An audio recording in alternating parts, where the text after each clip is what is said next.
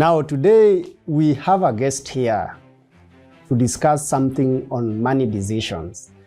Last time when we had a rant about generational poverty, we had several questions coming on how we should be able to make, how we can be able to make money decisions. How do we make money decisions when they come? What are the options available?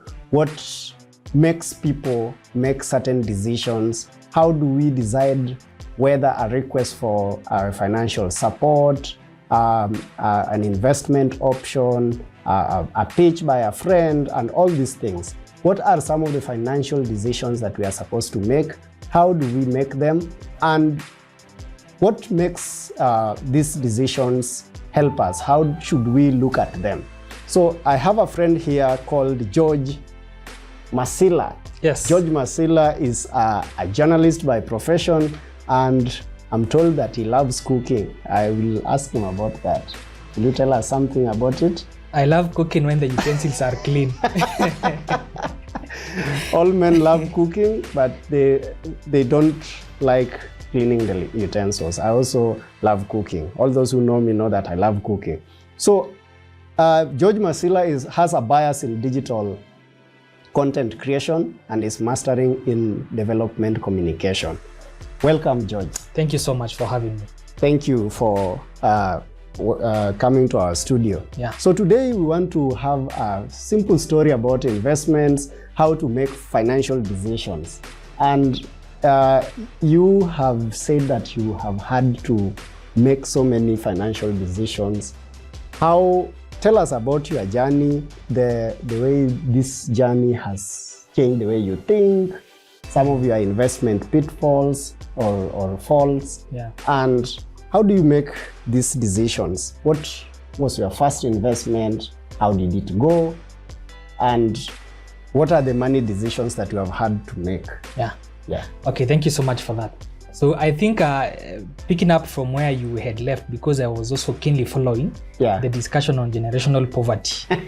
Very interesting topic. At least for me, I was glad enough that the issues of generational poverty had been somehow dealt with by people who came before me, so that at least I find a fair ground when it comes to trying to fill in the gaps which would have been brought by generational poverty. Yeah. But picking up from where you had left, it all begins with the moment you start getting some money. When you start making some cash. When you start making some cash. Being a little bit liquid. Yes. Bringing a little bit liquid into your assets or whatever you're doing. And it's an interesting one for me because I was able to make my first shilling, some good money when I was in my early teenage years. First shilling or first million? Not first, come on. Why are you come to Bafunde Studio to tell us first shilling? People make first shillings when they are in standard 1. First shilling is relative. How much was it? First shilling. I think the first big money that I made was 15,000. You made 15,000? Yes. At what age? I was 18 years old. Wow. So you made 15,000. Where was it from? I had just gotten some job to serve as a data entry clerk. As a data entry clerk? Yes, that was like my first hustle. First hustle? Yes. So by then, I was still, of course, in campus. I was living with my siblings. And before then, actually, one of the reasons that motivated me to get into avenues of getting money was we were still fighting to contribute 10 shillings each to buy sukuma wiki and maybe some avocado. At home? Not at home. Where you lived? Where we lived, because all of us were in school. We were all in campus. So you know the smaller pocket money you get, or at sometimes you get the pocket money, yes, some support from your parents, but you still want to save a little. Just a little. Just a little. From the pocket money. Yeah, from the pocket money, so that you buy some good jeans in Gara.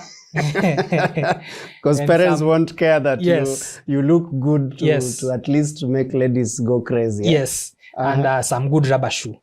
So that's where Itiola began for me. That's like my story that led to all these endeavors of trying to get their money. But now linking this to where you had talked about generational poverty. Generational poverty. Yes, and at some point you find yourself in a situation whereby you're trying to make sure that you don't become a victim of generational poverty. Yes. Or if you find yourself in that situation that you have to deal with your relatives, you have to deal with your friends and other people before you get into being swamped by everyone. I think for me, like I've mentioned, the ground was quite fair enough. I didn't have to really deal with generational poverty at a high level. You didn't need to start from working for doing your grandfather's my grandfather's work, job, and then you started from your father's. At least I started from my father's job. Then quickly, because my father is a smart guy, he's a good planner, so he had a couple of things figured out even before we got to where we were in terms of our schooling and all that. Oh, so he had put some groundwork. He had dealt with generational poverty from his hand. Oh, because for him it was worse. Ilikuwa mbaya. He started from his grandfather's work. Yes. And then moved to his work. And then, to his father's work. Yes. And then did his work. Yes. So from his work, he did a little of it. Not so much of it, but left some part for you guys to do. I think I would say he really focused on his grandfather's work. Not his grandfather's work, but his father's work. His father's work. Yes. So he had to educate his brothers, his sisters, try push a couple of them, at least get a few jobs for them. Just trying to push.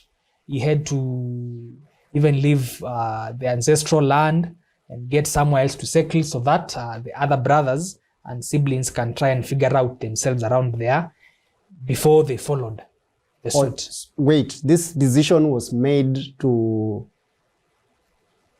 give space to these people, or he was running away from? No. He wasn't running away, because if it was a matter of running away, then he couldn't have even, let's say, paid the school fees for a couple of his brothers or his sisters. So he was trying to show that there is progress beyond living in your father's land. You can get your land and develop. Yes. You don't really have to over-rely on your ancestral land. Exactly. But now, because today we are talking about me, you want to live. I want to live that story about your father. About my father. He can speak for himself. So what did you do with the 15,000? With the first 15,000, I slashed like half of it. Went into supplementing my daily expenses because I was commuting to school and I had to connect like 2 buses in Nairobi before I reached to where my classes were. So I supplemented my efforts I supplemented my pocket money by, for example, if I was leaving class, let's say at 8 p.m. and then because it's peak hour, instead of waiting for 2 hours for the fare to drop, so that I pay 50 bob instead of, let's say, 80 or 100, I began to save on time by moving, or rather by using 80 bob or 100 bob sometimes for fare. You see what happens in Nairobi is, ikifika peak hour, the fares shoot. Yeah. You have 2 options. You either enter the bus and pay extra money, or you wait for 9:30, 10 when the fare goes back to normal, and you pay your 50 bob or your 60 bob. So the first change that happened to me was I had to supplement my expenses, the budget for my expenses. The main one was fare, because I used to commute. I had to ensure that at least I save on time. Instead of waiting for 10 p.m. so that I get back to home, I could at least pay 80 bob, 100 bob, nafika nyumbani. So that was one. So I was very interested in investing and saving. So at that duration, I have a friend who is schooled together in a primary school. Mark you, this is now campus days. I have a friend we school together in primary school. So I initiated because sasa I felt like niko na pesa. Wacha sasa nikue pesa kidogo. Pesa kidogo. Ushaanza ku think of of being Bill Gates. Yes. We formed a WhatsApp group with my friends who we school together in primary school. Tukasema, yes, we've been friends in primary school. We've even met after primary school, even when we are in campus, something very few people do. And instead of making this friendship to ya kuongea WhatsApp na kukutana mahali mnakunywa kasoda, can we just do something meaningful to our lives? Yes. Because now I feel like I'm a pioneer of something because I have the money. There's some money. Hey. So we set up a WhatsApp group with the intention of saving money to invest whatever we would agree later on. Yeah, we so hadn't made our mind what you to started an investment group. Yes, an investment group. I can't recall the name, but it was a funny one and an interesting one. You see, when you're a teenager, you come up with so many interesting things. So sometimes you think that those names would really make you trend somewhere. Yes. A few days later, a couple of the guys left the group. They weren't vibing with the whole idea. But a friend of mine, a guy, felt like this is something worth pursuing. So one day we decided to walk into Stima Sacco. So tulienda Koja, we took our matatu, went to Stima Plaza and opened a joint savings account. With Stima Sacco? With Stima Sacco. At 18? At 18. You already... That's interesting. Yes. So you went to Stima Sacco. Yes. With your friend. With my friend. You were, how many of you? We were two, the two of us. You see, so everyone else had shot down the idea, but not explicitly saying that, hey, this is not going to work for us. But you just see from interest, no one is really trying to agree on when we should go open maybe a joint account or do this thing. They are just part of the hype. Yes. Let's do this. Yes, let's do this. Idea. It's a great idea. And this thing can really make us great people. Yes. And then when now the rubber meets the road, they melt away. They melt away. In my mother tongue, I think they say gileng. Yes. They melt away. Very true. So we went to Stima Sacco, opened a joint account. That was the first time I opened an account. Besides a Facebook account. For us, when I left high school, just before I joined campus, I was already working in a bank. So I went to Equity Bank and we had to open an account for us to be paid. So we were forced to open the account. Yeah. Actually, the accounts were opened for us and we were given the account numbers. Yes. Then when our first salaries came, we were forced, it was mandatory. You had to save 15,000 every month. Every month. Because they knew we were like you. Ukipata pesa kidogo, ushaomoka. You have multiple girlfriends. You are the guy who pays for the bill. Yes. When you go out with friends. Yes. And of course, you start thinking of changing the world. Yes. Literally. With 15,000 at 18, we want to change the world. Very true. And it was interesting. So I'm glad to hear that you opened your first account. Bank, something related with money account. In a savings, a Sacco. A Sacco, yes. So that was my experience. So we opened an account, a joint account with Stima Sacco. Then, of course, you have to deposit a few shillings for it to be active. We did that. Then again, I realized it's like this guy isn't really into this thing. Because at some point I realized by then you could just send your money to the account via paybill number. Safaricom paybill number in India. You don't have to physically deposit money at Stima Sacco, Stima Plaza. So that used to be the case. So it reached a point whereby I realized it's like I'm doing this alone. And, he had realized the financial commitment. Yes, the financial commitment is too much. So he pulled out low-key. So, of course, the liability, or rather the agreement with the SACCO is that for any withdrawal to be done, the two of you, if it's a joint account, have to be there. Oh, that was the operational mandate. Yes, but for us, we asked to have it to any of us. Yeah. Because at some point I would feel like this guy, in as much as he's the only one who showed interest, might not be able to cope up with the pressure of trying to save every month. And mark you, we are all students. For him, maybe he has maybe some extra pocket money, but doesn't really have something sustainable that can give him money. At least for me, I knew I had a contract for like at least 3 months to the minimum side. So for the next 2 months, I would have something to save. Yeah. Of course, luckily enough, and of course, because of my efforts, I was able to have that renewed, and it progressed. So now I realized I am at least able to sort out my bills in terms of transport. I'm able to get some jeans from Gara. I'm able to get a good rubber shoe. Naanza sasa kukaa pesa. You look like money. I look like money. I look like money because and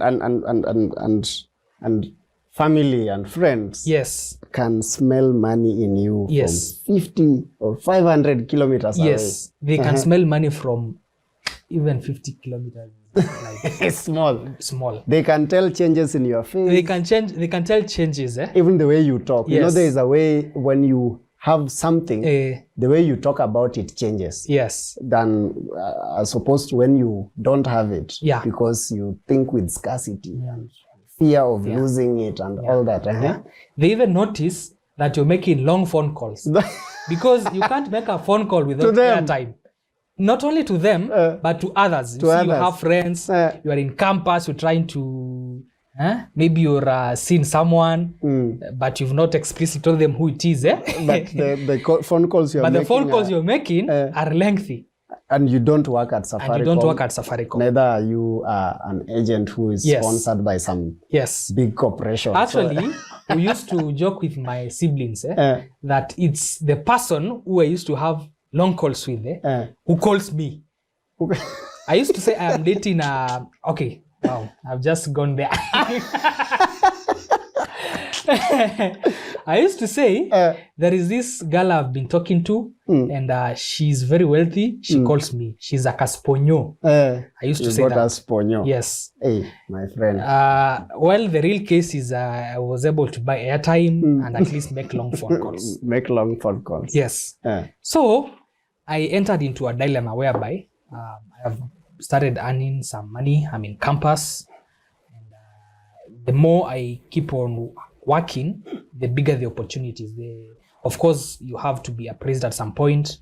So the money increases from 15,000 to something else, maybe a double figure. You're still in campus. Of course, now you start having these questions. Where do I take the money?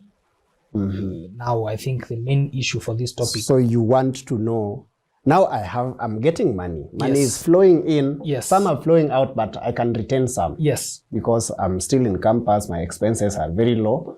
Of course, you can choose to make your expenses high, but now there's some money coming in. Yes. So where do you take the money? Yes. That is the question of our discussion today. You have money coming in, some going out. Where do you take the money? How do you make the decisions on what to do with the money you get? That is why we organize this discussion. And I want my friend Masila to tell us what was your decision on what to do with this cash flow? Okay, great. So the first decision I made was to save. Just save? To just save. There is something they tell us about money, is that the government prints money. And why do you save something the government is just printing? And by the time, if you save 100,000 today, it will not be worth 100,000 next year. Exactly. Because inflation shall have eaten maybe 10% of it. Exactly. So now my story is I began to save without a clear vision of whether I'm saving for the long term, whether I'm planning for my retirement coming up in the next 40 years, because 40 years. I was approaching 20. Am I saving for retirement? Am I saving for the future, for the family, for the kids, for investment? Or what am I doing? Am I saving to buy some chopper or something? What am I saving for? So it wasn't clear. So because at the moment I wasn't sure of what I'm supposed to do with this money, I just decided to open an account that I can save money on. Of course, because it was a locked account, you could get some returns in terms of per annum interest. But luckily enough or unluckily enough, I didn't let the money reach to a point whereby it has to finish a whole year idling there. So now I started asking myself, and this was after hearing someone say, if you want to become rich, you save. But if you want to become wealthy, you invest. Yes. So saving makes you liquid. Yes. But investment makes you wealthy. Exactly. So being liquid has some problems. Yes, it has some problems. When you have wealth, yes, it's very difficult for someone to tell you to sell your house. Exactly. So that you can pay for funeral expenses. Exactly. But when it is in the account, yes. Boss, inakuwasha hivi na watu pia wanaiona 3D. People see it from a distance. So I decided to jump into something very risky because that is the time everyone was talking about stocks. People had just been empowered about cryptocurrencies, stock investments, being told that your money can work for you as you enjoy your sleep, such kind of passive income. So because the money wasn't big enough to say to buy me land or to let's say open a chain of eateries somewhere, I decided to try stocks. Yeah, my friend, I have a lot of respect for people who do stocks.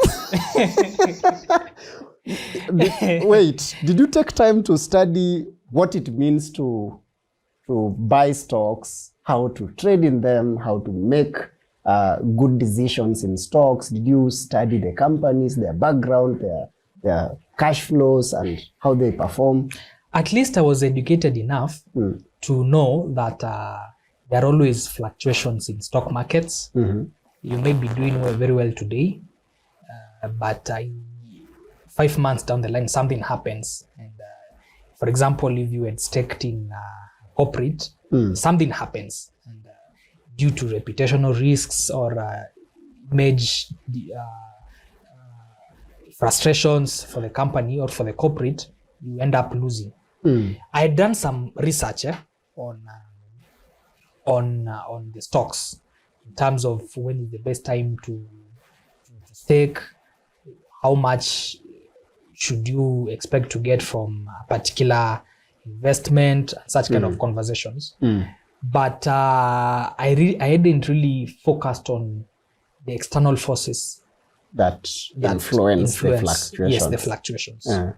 So the timing again has to be very right. Of course, compared to cryptocurrencies, stocks are a little bit stable. They are quite regulated, but I think at that age, I wasn't bright enough, I would say, for lack of a better word, to try and look for someone to coach me, because there are people who coach others on stock investments or even do the investments on your behalf. I wasn't knowledgeable enough to do that. Yeah. So mimi na my full knowledge of investments, I staked 15,000. You're liquid enough to I'm liquid enough throw away to 15,000 into stocks. I have a friend who told me that their first investment on stocks was, I think, 5,000, if I'm not wrong. And maybe they could be in this room. I'm not sure whether it was 5,000 or it was less or a little bit higher. We'll discuss that after this. We'll discuss that after this. So for me, I was brave enough to place my 15 Gs in stock markets. Where? My friend, 10 minutes. You lost all the money. I lost all the money in 10 minutes. My friend, you lost 15,000 in 10 minutes. In 10 minutes. That is an equivalent of my first salary for the whole month in my first job. There's something John Lonyangapuo says about it. I won't speak about it. Somebody will say it when they are watching this video. So you lost 15,000 in 10 minutes. In actually less than 10 minutes. And that's it. That's it. I think it was just an instance of bad timing. I think I just checked the moment the curve was going down. Yes. So this was a big lesson to you. It was a big lesson to me. Did you decide to go back to stock? For personal reasons, I decided not to because I was very bitter. Imagine you're still a student, you're trying to try your luck in stocks, then you get this setback. Like I've mentioned, that was money I could get after working for a whole month when I was starting. At that point, I was approaching my 20s, late 19. I was in the late days of my 19 years of age. So I decided, Historia stocks, kando. So of course, by then, there were other schemes of trying to invest online. Sometimes we had, there was a time there was this huge thing that was quite a debate in Kenya. There was something to do with public likes, which from the word go, I didn't resonate to. I was lucky enough I didn't stake there. Of course, a couple of people mentioned they got good returns, but I was very reluctant to even invest in such kind of a thing.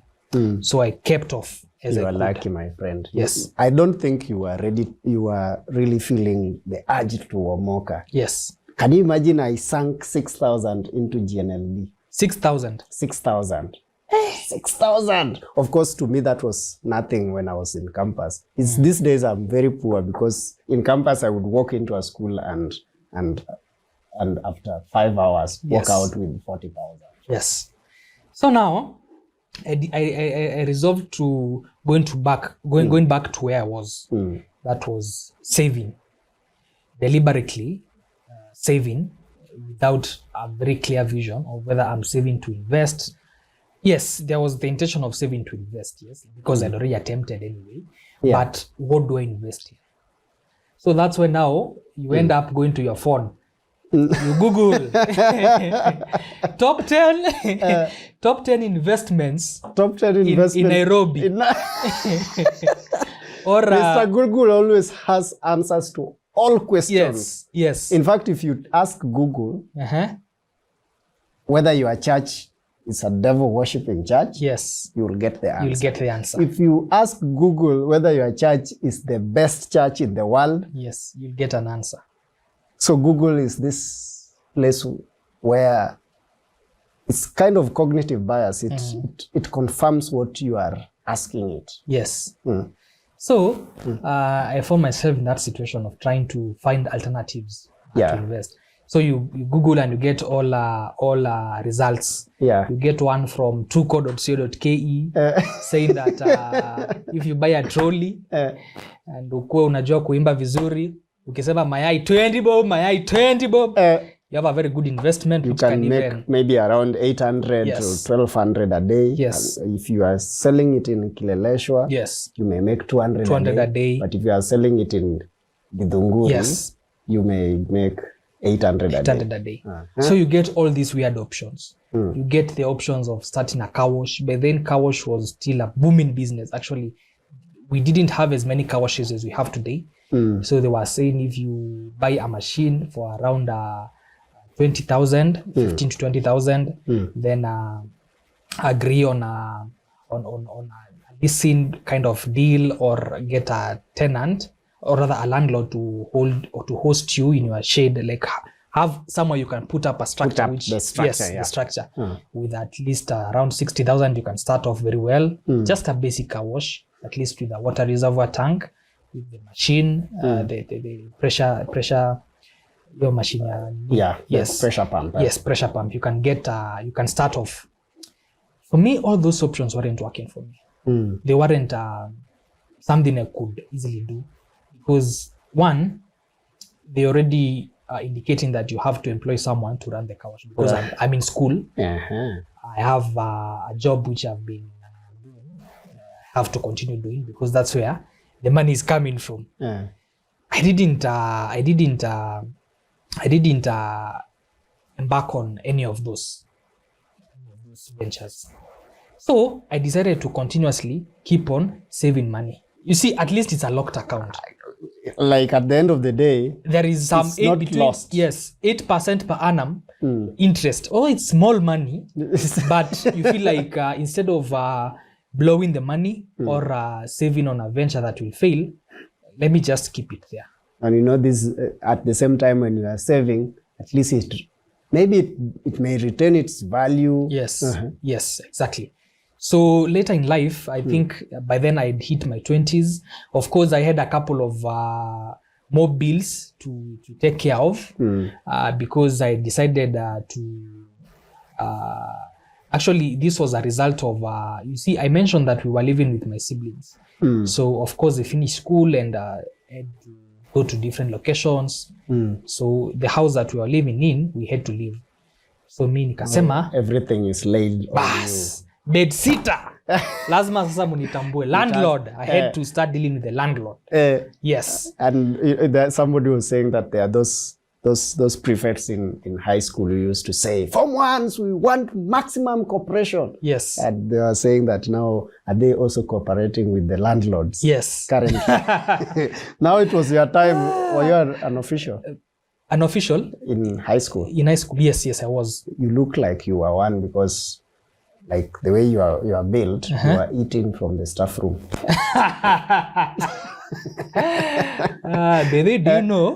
Do you know any time we held a BOG meeting, the school held a BOG meeting, the food was so sweet. And officials had to make sure that the room is cleared. You eat visitors' mouth. You eat visitors, whatever you've called it. Now, so you bills have increased. Yes. Money is still coming in. Money is still coming in. Some are going out. More is going out. Now you have this saving. Yes. So there is family pressure to spend some money. Yeah. Investment decisions. So what were your options? My options were to either one, get a venture I can invest in seriously, or listen to one of my uncles, like everyone does. They always tell you, nimeona kashamba mahali. Kashamba mahali huko ushago. Or there's this crop that is doing so well. Yes. And there's if you invest in it, you can make 200,000 in less than 1 month. Exactly. So I had these voices speaking to me. You can choose to buy land and then leave it idle, because I'm not planning to. Or buy a car. Or okay, even before we get there, because I'm talking about land, because you see, you can buy a tract of land. You can buy half an acre somewhere in the village with 100,000, with 200,000. Yeah. But you can't buy a car with 100,000, 200,000. So of course, if you talk to someone in Githurai, they'll sort you out. They'll sort you out. Very sure. Whatever you want at whatever cost, you can actually buy a house in Githurai for 150,000. It depends on the kind of house, or whether you want to have the house after buying it. I should have told you we talk behind the cameras or off cameras. But sasa, the moment you've introduced the aspect of how long you want to have the house, no, I don't want. So you decided to go for something that you were familiar with, as opposed to going for something that people are telling you is lucrative and Yes. is doing great there and can make you be Bill Gates in the next 2 years, or $500,000 or half a decade billionaire? Yes. So I deliberately chose to do that, and because I was in this interesting field of production, I had a couple of options. Yeah. Number one was to either do my own shows, which maybe could air on YouTube. I had an option of I partner with a friend and start a production company, because the startup cost for the production business is crazy. It's massive. It's massive. You have to invest heavily on the equipment, on the gear. You have to invest a lot of your time. You have to be very clear with the niche for you in this particular industry. So we decided to embark on something with my colleagues in school. So by then we were approaching final year, where we're supposed to do a big production, a film production that is supposed to be top-notch, industry level. You wanted to break Yes, the industry level. And then there were all these incentives from doing such kind of films. You get to be featured, or even stand a chance to scoop the Kalasha Awards. Kalasha Awards in film is like the Oscars in Kenya. Oh. So it's a big thing. There is normally a category for student films. So we were like, do we venture into something that will elevate us to the next level? The procedure is after doing your student film, you can of course collaborate with the institution that you are in to partner with, let's say, a media entity, sell the content as part of a prototype, we would say in this particular language. For them, they would be like a pilot. Then they can commission you to do show for let's say a certain duration, like a series or something. Yeah. So that was the idea. The alternative idea would have been me using my technical skills to produce content my own way. Either I start my own YouTube channel where I'll be filming myself and maybe inviting guests like you've invited me today. Or you invite people Yes, like me. yes. Hata mimi niko na content. Yes. Uliona vile ile time we just ranted. And Yeah, you just ranted and it was amazing. Or I decide to marry and become a celebrity couple and start a YouTube celebrity channel. Or start get married, become a couple and start Allah. a couple YouTube channel. Allah. Then I So become the marriage is a product. the marriage is a product. Hey. You can become a couple YouTuber. Sorry to say. The people. So these YouTube channels where the couple tells you how they wake up, Yes. the way they look without makeup. Yes. And some of them actually okay. There's a way I'm normally very brutal in commenting, but Yes. today I want to reserve my comments so that your comments matter. Yeah. They tell you literally everything, including how to brush your teeth, how to, and then if they give birth to children, they also expose their children. They tell you about the way the child kicked, Yes. the days when they kicked, Yes. and how because of the child kicking, the lady was taken for an outing. Yeah. And all this, you wanted to create that kind of content. Yes. So there was all that inspiration. Then there was this other issue of, because I am I'm working in an industry where I have access to a couple of people who are interested in promotional videos.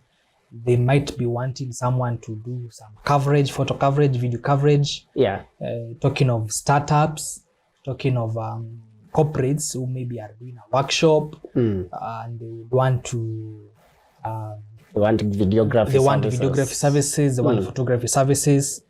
So that was the first thing that I was very sure of getting into. Of course, after trying to do my SWOT analysis of the others that see now, at that point I was aware of SWOT analysis. You before you were 20, yes, you knew SWOT analysis. I always had it from my dad, but hey, man, it hadn't hit me.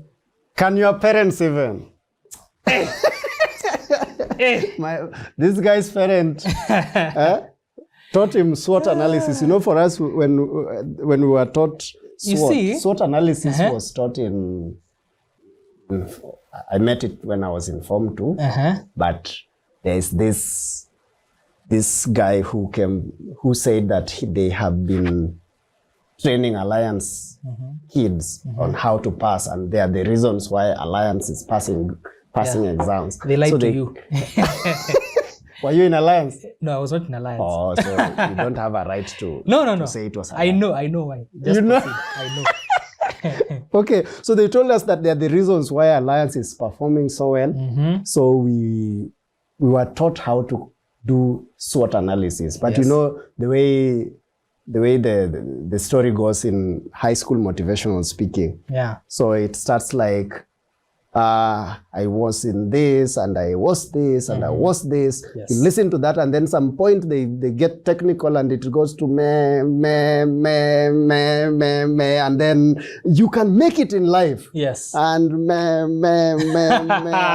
and it continues like that. And when the Alliance is mentioned, you're like, so what did you say about Alliance? You know, as we knew that the only way to make it in high school is to be like Alliance. To be like Alliance. And because we didn't go to Alliance, we had to create an alliance. Alliance in our. So when these guys come, they know exactly that we want to go to Alliance. So we were taught SWOT analysis, but I forgot everything. I didn't know that SWOT analysis is needed for a business proposal. Yes. So that's the moment you start thinking of implementing some of these things you've learned over time.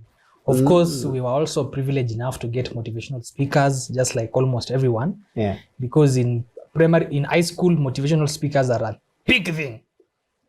Of course, yes. But I had this concept. But even our parents, apart from us in high school, just go to town, you will find very many conferences now. Yes. They are taught small things like how to dress your kids. But this is a very important thing. They are taught how marriage works.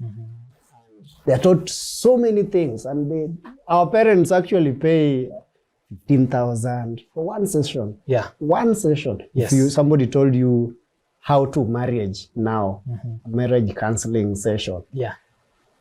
15,000. And you are just going there, it is a multitude. So motivational speaking, motivation still sells. Yeah. Still sells. Yes, very true, very true. Yeah. So at this point, I decided to use the skills I have on trying to make decisions, and I chose the SWOT analysis approach.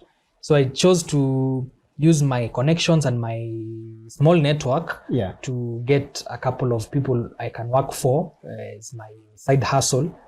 So here, this to me was an investment, because I wasn't really able to buy the technical equipment to do the massive productions, because, hey man, I'm talking of a camera, which maybe what I was targeting would cost me around 150,000, a single camera. I haven't even bought a tripod. My phone has a camera.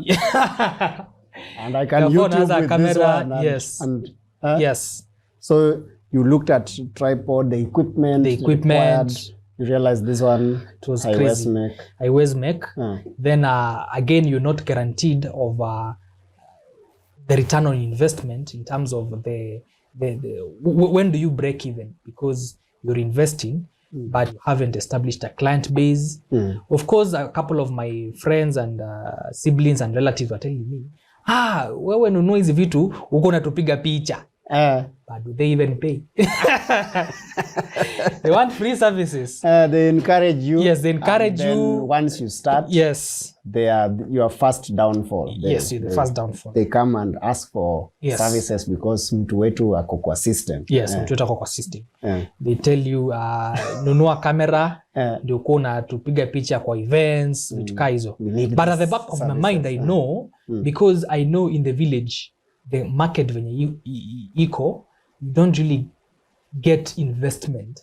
Like you don't get a return on whatever you do. You see, for me, I'm not, you remember the old days when a cameraman would work in the village, they go taking photographs, then 1 month later, they come to you and wanakuambia picha ilichomeka. Paparazzi. These guys, yes. they had big pocketed half coats yes. or half jackets. Yes. That is not what I wanted to do. For me, I was very deliberate with either doing corporate events, working with corporates, or working with startups who at least want promotional videos to tell their stories and such kind of a thing. So I was introduced by my friend on how you can somehow manage to get equipment, maybe by hiring, then you do an excellent job within a day, then you return the equipment. What remains is editing. What remains is editing, which I was well skilled by then to do. So I engaged in such a venture for a while. So the investment here was I would get like around 10 Gs, get some good equipment. But at the end of the day, I know that this 10 Gs investment is a one-day affair. Yes, I chuck 10,000 shillings in a day, but the investment or the return will be 30 or 40, depending on the client, of course. Yeah. Depending on the gig that you've got. So that used to be my investment at then. So I realized this thing is materializing, bwana, because the moment you do a good job for someone, they refer you to the other person. So I made it a deliberate effort to use that as my side hustle.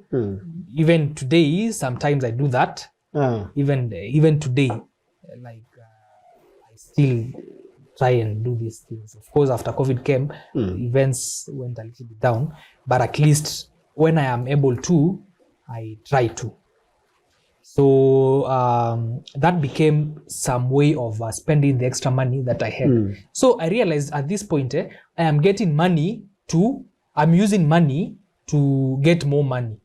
Then it dawned to me, investing is a good idea. That's now the quotes start to resonate. You realize that saving will only make you rich enough to retire with something, but it won't make you wealthy. Maybe people who've dealt with generational poverty have had to save, not invest, because the moment you try to invest, someone makes a request to have the money. Yes. So I realized it's time I make a huge investment. At this point, I'd saved I had enough savings in my locked account to buy me land, to buy me a car, or to take a girl to Diani for 2 months. Friend, you are liquid. You were that time everything breaks loose. When you now have money and now you are like, yes, what do I do with this money? I do with this money? So the thoughts of buying land started haunting me. Then I had this friend of mine who used to spend a lot of time with me. He told me, Masila. Of course, it doesn't call me Masila, it calls me a different name. You are using Masila for the audience. Hey, come on. I said it's a he. And I'm very straight. So the guy told me, if you buy land today and leave it idle, definitely it will appreciate. Yeah. True? True.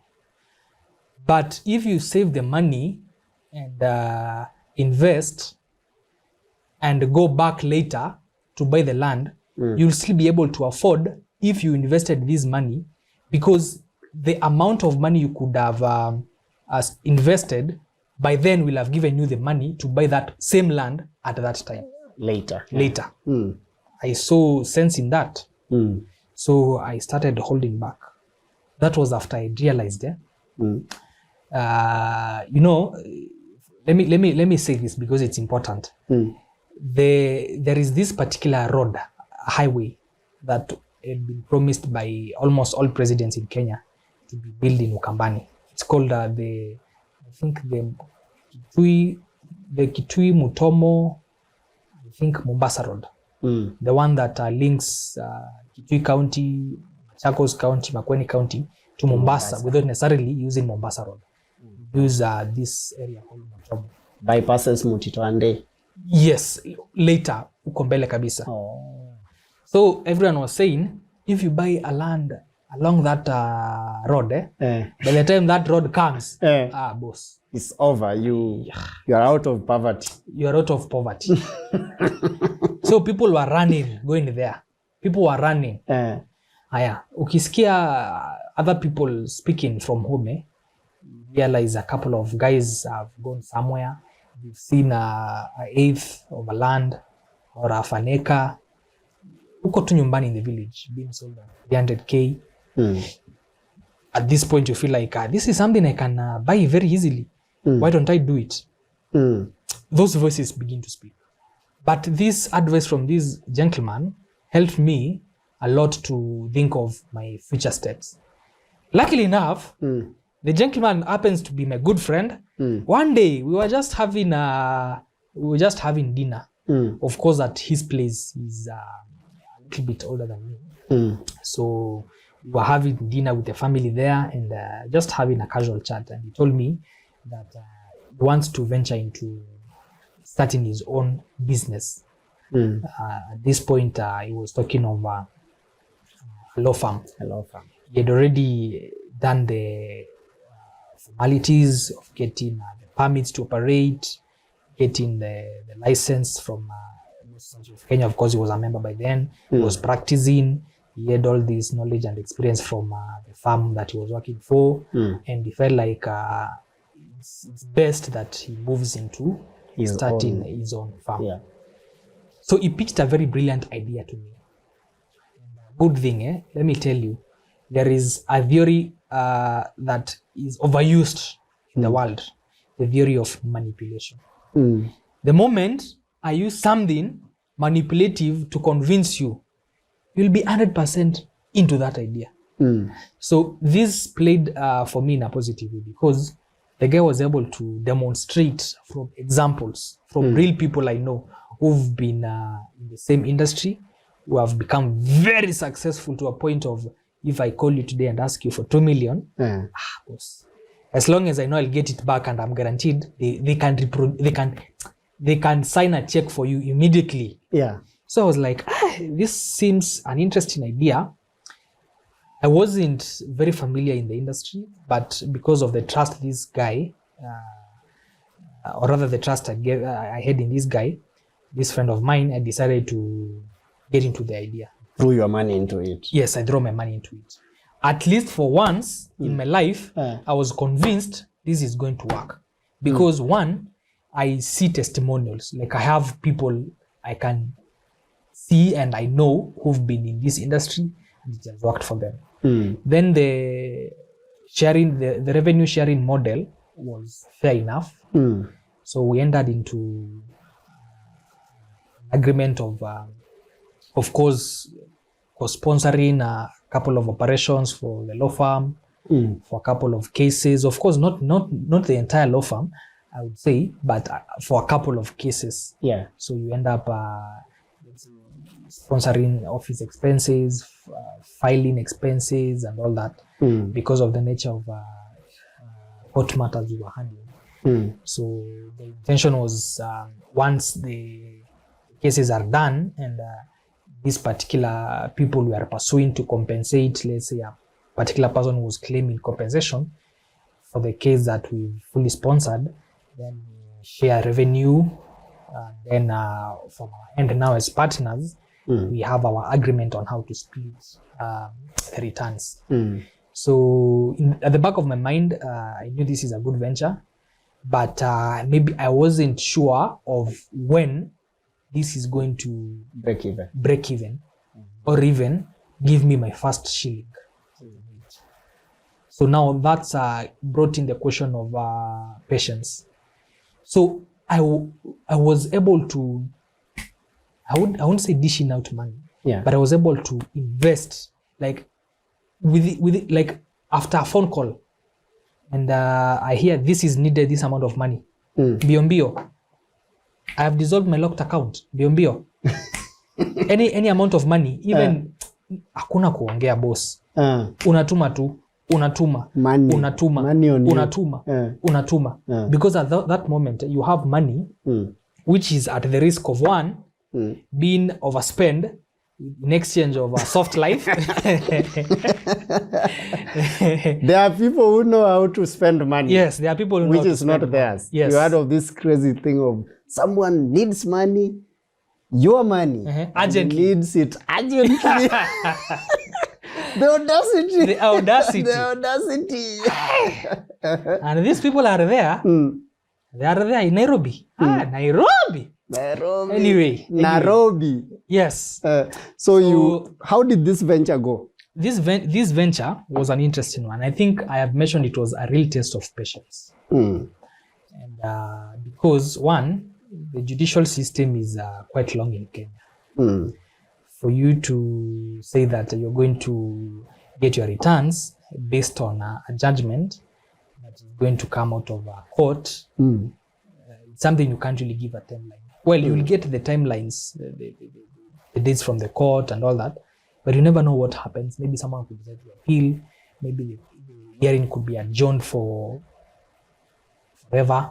But at least I had formed the impression, and the guy had helped me with the due diligence I had, and even from what he told me, it was very clear that in some instances you can get your returns within a short time, 3 months, 4 months, 5 months.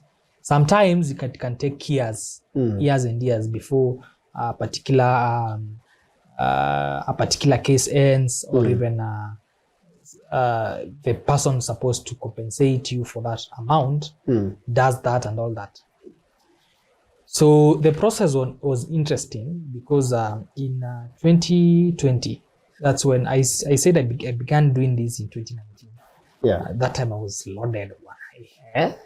I was loaded. Money had a crush on you. That's when I was saying. That's why I was saying I was in a dilemma of trying to understand: do I continue saving? Do I invest this amount of money I have? Do I buy land? Do I buy a car? You get some whatever I do. I was very happy that one of my decisions was not to buy a car, because it is after then that COVID struck in 2020. Because of course it started in 2019 in China, but for us we felt the impact in 2020 around so March. This venture I entered into is one that is dependent on issues of gatherings, because in courts people enter. There wasn't a framework of these courts operating even after COVID happened and all courts were closed. So we found ourselves in a scenario whereby our investments are there, yes, quite stable, yes, but in terms of the revenue that we were to get at that time, or I was to get, wasn't streaming in as anticipated, because there was this issue of courts being closed before they set up the framework of having operations done online. It had already taken time. By the time they resumed, they had to first clear, the courts had to clear the backlog and even handle. You remember there was a directive that they handle the most urgent matters. To some extent, these matters were even held in public spaces, like in open spaces, like in tents, because of their urgency. So, true test of patience, because you've invested this money, it's not started returning in terms of profits. You're worried of breaking even. It's quite some good money. And then COVID is here. Everything has been disrupted. The gigs I was doing, events, zimenyongwa. Then of course I still had a job that I was getting something to keep me going, but there are all these issues brought about by COVID-19. Everyone knows them.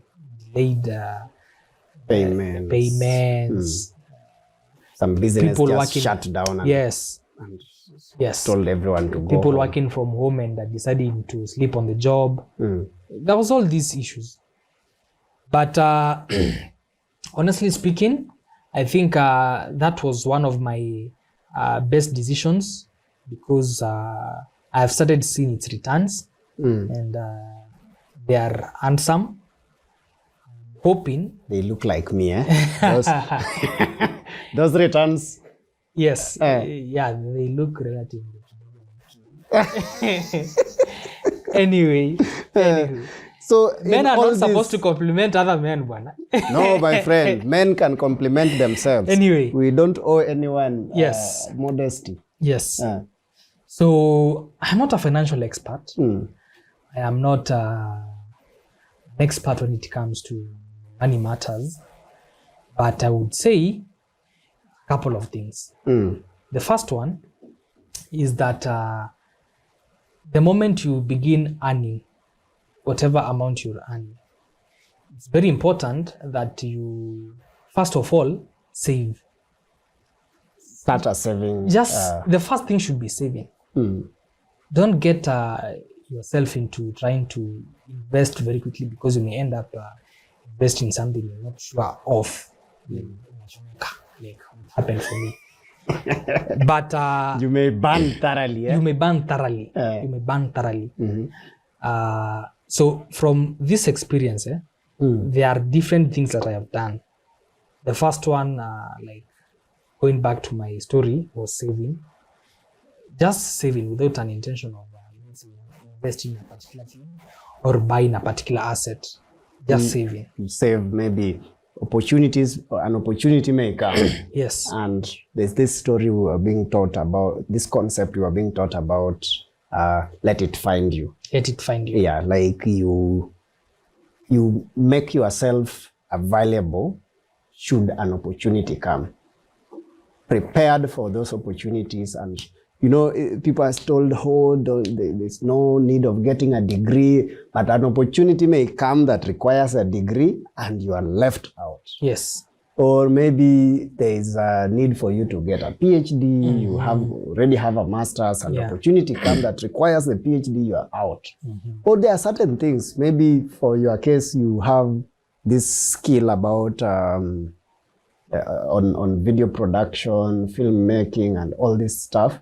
And then there's a time when these things are so much needed, but you didn't invest in some particular skill in that industry. Then you realize that that thing has come and that skill is needful and you don't have it. Yes. So the guy was talking about some amount of synchronicity in things that have been building up. Yeah. So those things have been so random, but there's a point where they meet, they get some strange synchronicity until you're like, so I'm not prepared for this. You realize there's a scholarship that requires someone who had a first class. You didn't get the first class. So that thing has not found you. Yeah.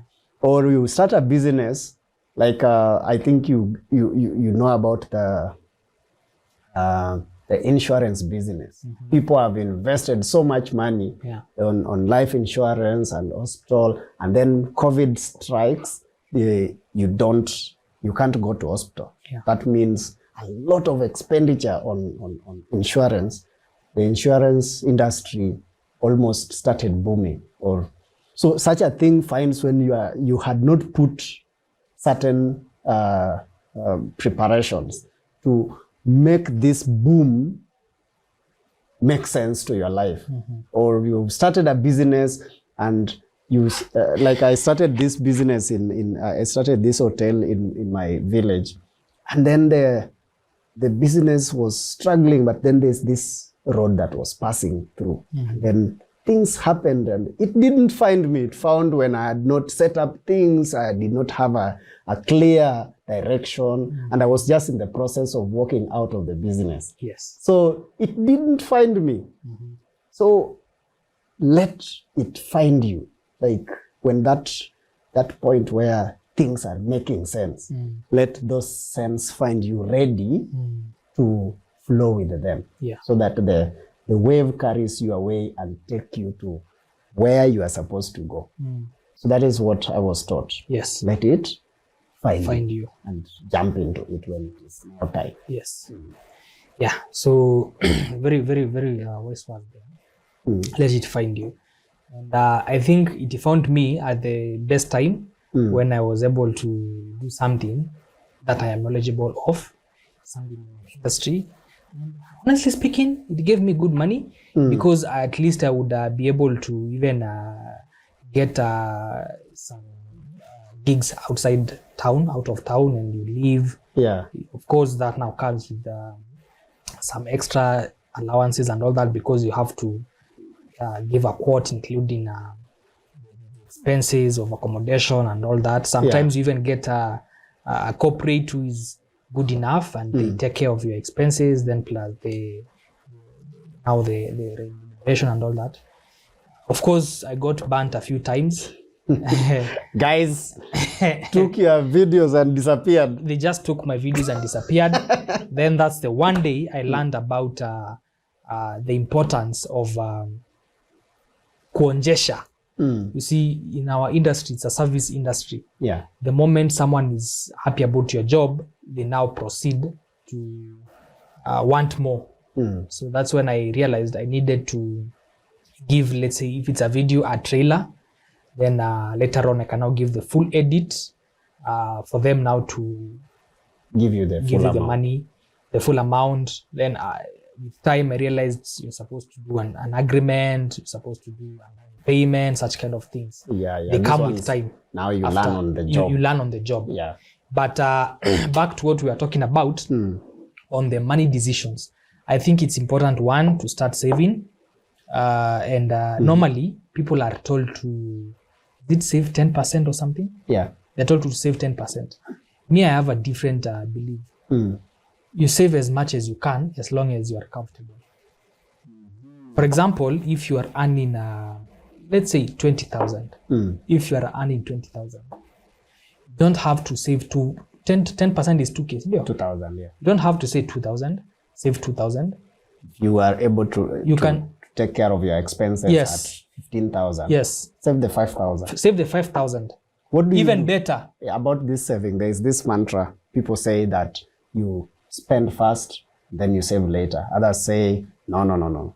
Let the saving be part of this expenditure. Yes. So you say, of this 20,000, I'm going to save 15,000 or 5,000. I now have to fix my expenditure within 15,000. I think the one thing that can really save your day, especially on a rainy day, is to fast saving. Like, just make saving a priority, especially when you're not sure of what to do with the money. Yeah. You're not sure of what venture to get into. You don't want to make rash decisions of overspending. Just save the money. Sometimes I ended up saving 100% of my revenue in a particular month, because I would do my math and know if I save 50% this month, then 50%, this 50% will help me take care. Yes. So when the next time I get the money, I just save 100%, everything. So for me, the narrative was, I save first, then I spend later. Yes. Now, of course, during the course of the month, sometimes you end up using some of your savings before. That is if you've not locked your account. Yeah. But with time, you realize the importance of locking an account. Yeah, there's something I was thinking about, that there's this thing that if you make getting the money you have saved very expensive or difficult, then it prevents you, it shields you from impulsive spending. So when something comes up, then then your thinking doesn't go to money first or what you have first. Yeah. Because if you think about it, you realize it will take 1 month or so to get that that money. So you decide, let me see if there is a way I can work around this thing before I think about how to take a chunk of my savings into. Yeah. So you, in your case, you decided the account needs to be locked, and any withdrawal from it needs to go through certain stringent policies. Exactly. So that was my case. That's the first level. It's just saving. And being very deliberate on saving the most amount you can. So that means you have to do your math and know, with my expenses, am I able to take care of my expenses with this amount of money?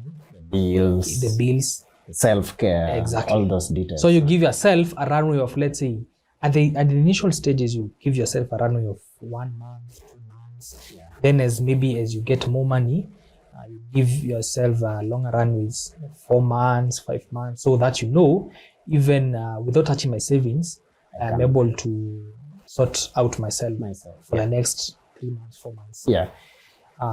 So that used to be my case at the initial stages. So from this discussion, what are some of the important policies? For example, you have talked about prioritizing savings. You've talked about if you are making a choice on investments, then the option that is most viable is the option in which you understand the industry. Not just walking into something because it is lucrative or promising some great kuomoka or some great returns on investment. You must understand the industry or whatever you are getting into. You need to have some good knowledge on it. And from what I also understand is that you need to understand the kind of life you are living. You don't just walk into things or just throw money onto investments and all that kind. So the last thing I would like you to comment on is how you prioritize requests. If somebody requests for money, what is your policy on whether you want to give this money? A friend wants your money urgently, or some relative somewhere tells you they need money for school fees and they need it urgently. What is your, in brief, what is your greatest policy on dealing with such kind of requests? My greatest policy is that, number one, I have to assess what is the situation. Is it a question of someone who is sleeping angry? Or is it a question of someone who wants to add avocado to their skuma wiki? You have to first evaluate ujue what is the extent of suffering that they are having. So if it's a scenario whereby you can't do much about the situation, I always try and pinch myself kidogo and go to my money which I had budgeted to spend on something that particular month, then I can get something. But it has to be one of these two things. Number one, it has to be either it's someone who is sick, maybe in hospital and really needs my help, and I have to intervene. And it's someone that I know isn't just trying to fake the whole situation.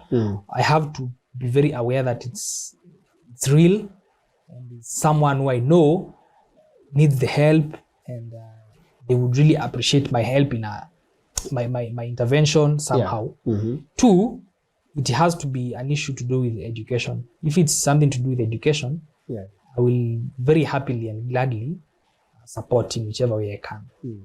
If it's an issue to do with imepigwa na hewa nini the shade ikaenda, you can sleep in a nini kidogo for a few days. You can actually do a makeshift. You can do a makeshift kidogo hapo. I don't have to kill myself. We want to conclude this discussion, and I think it has been such a wonderful experience shared by our friend George Masila. So George Masila shares insights on how to make investment decisions, what kind of investment you need to get into, not just hearing that this Bitcoin is booming and you don't even know what a cryptocurrency is. You don't know anything about land, you don't know conveyancing. I lost a lot of money in land. I lost a lot of money, and I don't want to tell you the story now. But if I lost money even in the process of buying, not the money I spent on the land, but somebody just took money, told me that they are processing the title, and then they just disappeared with the money like that. Yeah. Nothing was done. Yeah. So just because I didn't know what it meant to do it. So doing a background check. And then the other thing we have learned is that once you invest in something you know is really going to make something, be patient. Be patient. Don't be anxious about plans and everything. And then prioritize savings. Thank you very much. Maybe you can tell our audience your last comments before we disappear. Yes. My last comment. Saving is a good thing, but saving to invest is even a better thing. So I think that is the most important lesson that I've learned. He has mentioned prioritizing. Prioritizing saving, especially in your early ages when you maybe don't have a clear mind on what you're going to invest in, is quite important. So the biggest takeaway from this vision should be saving to invest is a big and it's a good financial decision. Wow. Thank you. Thank you very much. Saving to invest is a very powerful financial decision. Thank you very much for watching. This is Bafundi.